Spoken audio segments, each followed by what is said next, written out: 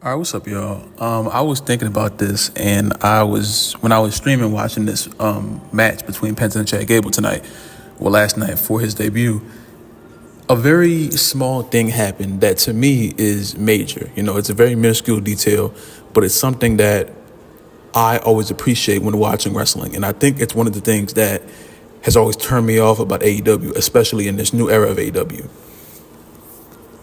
Penta sold the knee for the entire match. Chad Gable went for the knee because one of his finishers, or his finisher, is the ankle lock. So, for the entire match, the real wrestling psychology would be, I'm going to break down this knee for the entire match to where if it gets down to the end of the match and I need to figure out a way to win, I'm going to lock in the submission on that leg that I've been breaking down for the entire match. It's classic ring psychology here. Penta sold that knee for the entire match. Even after the match, he sold it. That is what you call real wrestling right there. Not doing this no-sell crap, 14 Canadian destroyers and dropping off, doing pile drivers on steel steps and kicking out at 2 and doing destroyer into the destroyer into destroyer into destroyer and then fighting spirit. It's just classic ring psychology. And it's something that AEW has failed to do. Well, let me not say all of AEW. I think a few people still do it. You know, MJF, Ospreay at times, Kenny Omega at times. You know, there's certain superstars that at the top of the card they do it. But when I watch AEW, I feel like I'm watching premeditated gymnastics half the time, you know. And for me to really feel like it's wrestling, I need to see like blood or something. But the thing is, AEW has blood all the time, you know what I'm saying? So even after a while, the blood turns into, like, I don't really care about it because they do it so much. You know what I'm saying? It used to be a joke that Mox used to bleed every match, and it seems like he bleeds now. And he's obviously one of the biggest problems of AEW right now with that nut-ass Death Rider storyline. But Penta showed tonight how easy it is to get a superstar over, get himself over with one match. And he didn't have to do any crazy off-the-top rope 450 through a broadcast table with thumbtacks. He didn't have to do none of that. No stipulations, just go in there and wrestle like you got some sense. And both of these guys know how to wrestle like they got some sense. And I saw some people trying to make jokes about, because Penta messed up probably like 2 or 3 times. And it was small, but if you were watching closely, you saw it, you know. And it was very easy to see how, like, he messed up and then he just got right back into it, you know? He didn't dwell on it. The crowd didn't go, oh, you fucked up. No, they didn't. You know why? Because they were enthralled with the match. They were interested. They didn't care what happened. You ever watch a match? Remember when Top Dollar try to do like the jump over the ropes and he messed up, you know?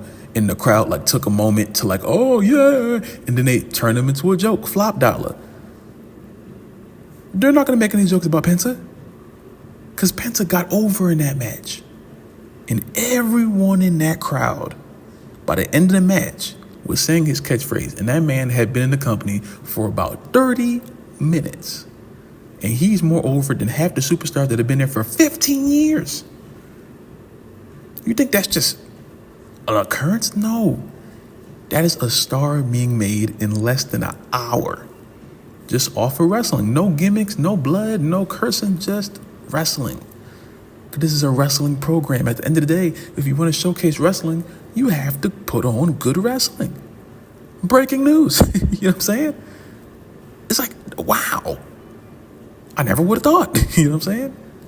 But it's like, just tonight, even with, you know what? Part of me is very happy Penta messed up like 2 or 3 times. I think it was like twice, but I'm happy because that showed you the difference between AEW wrestling and WWE wrestling.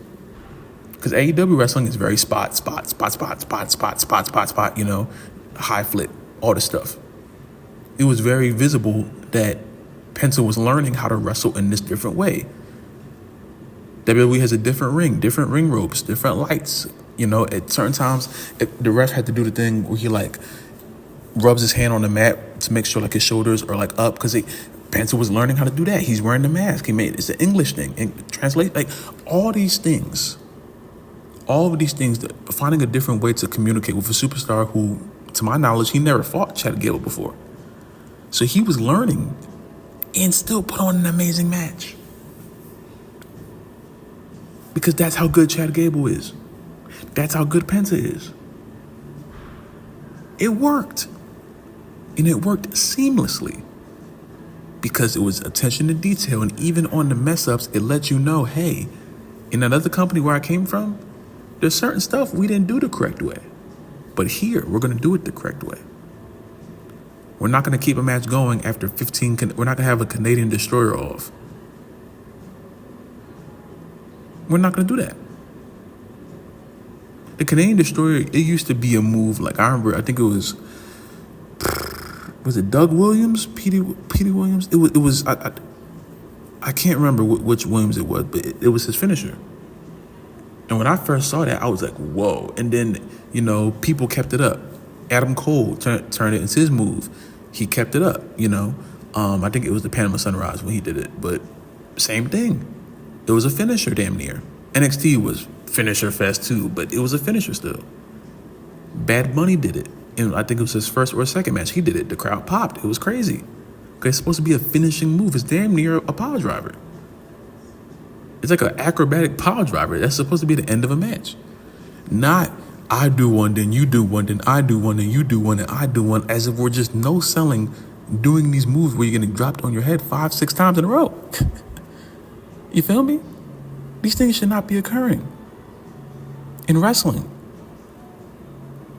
As far as I know, I think Penta did it once, and I thought the match was over. I stood up. I thought the match was over.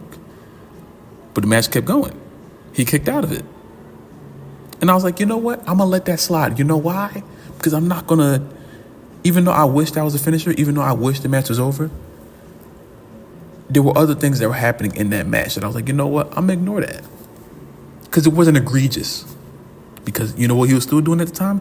Selling his injuries that he suffered prior in the match. It's the video games used to do that. The wrestling video games used to do that. You would sell an injury. If you got hit in the head a few times, you would sell the injury. Hit in the arm, you would sell it. Leg, sell it. Weight detection, all of this stuff. From the video games to what wrestling used to be back in the day until AEW popped up. This is what I mean. Penta showed what is wrong with AEW style of wrestling in one match. In 30 minutes, Penta showed you everything you needed to know about what AEW has been doing wrong all this time. And it was seamless. So at this point right now, AEW's not going to stop what they do. They do what they do. And there's no way around it at this point, you feel me? But the main important thing is that Penta went out there tonight and in one match explained everything you needed to know. He damn near told a story of him getting to WWE in that match. With the promo at the end. With his family sitting there crying. Everything was done the most perfect way. And I want to shout out again Chad Gable, because Chad Gable is, for my money, top 10 wrestlers in the world. Definitely in the company. He might be top 5, top 3 in the company, just off of pure ability. He should have won the IC championship from Gunther instead of Sami Zayn, but we'll talk about that later. Chad Gable went out there and said, all right, we got to make a new star. I can do that. And did it. Made himself look good and made Penta look good. Just because of how good Gable is and how good Penta is and how when you have two good wrestlers, when you put them together, breaking news, you get a good wrestling match. A great one. Live on Raw. And you know what? Last week, a lot of people, including myself, was very confused on why Penta didn't debut on the premiere episode. You know what I'm saying? But I know why. Because last week was, like I said, the promotion show. Last week was this is our show. Look at this. Look at that. Rock, Undertaker, Hulk Hogan for some reason, John Cena, This week was like, oh, y'all forgot we were a wrestling company? Okay. Let's give Penta 45 minutes. for a match, a promo, entrance, all that. They need to give Penta the time. And I apologize to Triple H for even doubting him. Because he knew the entire time. He's like, nah, we're going to wait till next week so we have enough time to give him what he needs so everyone who knows him can feel satisfied and everyone who doesn't know him can be entertained. And now they have a new superstar to follow that they didn't know was there before. That's how you make a debut. That's how every debut should be handled in wrestling. A great match, a great entrance, maybe a promo at the end, you're done. And the show can go on. AEW needs to take some notes, but I think Tony Khan doesn't care. And I do feel that this match tonight showed you that one of their biggest problems is going to be the death of this company if they don't fix it. So, Tony Khan, the ball's in your court. Let's see what you do. Stay safe. God bless. Like the video. If you like the video, subscribe. If you're new, subscribe if you haven't already. And I will see you next video.